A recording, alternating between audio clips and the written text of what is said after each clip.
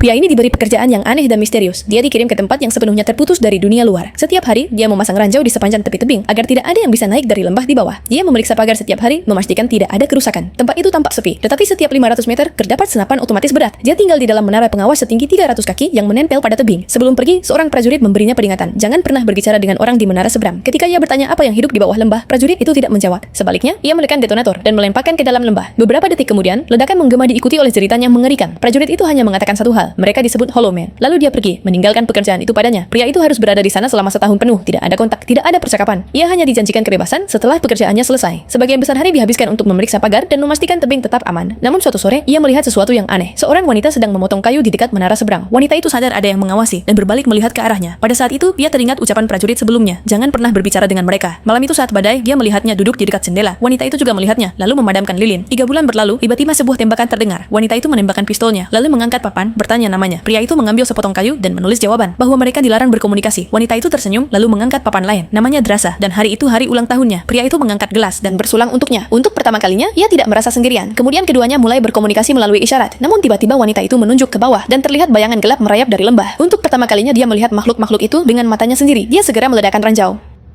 Beberapa dari mereka jatuh, tapi lebih banyak lagi yang terus memanjat. Drasa menembakkan senjatanya, ia bergabung dengannya. Dua menara pengawas saling membantu, hingga akhirnya mereka berhasil mendorong makhluk-makhluk itu kembali ke lembah.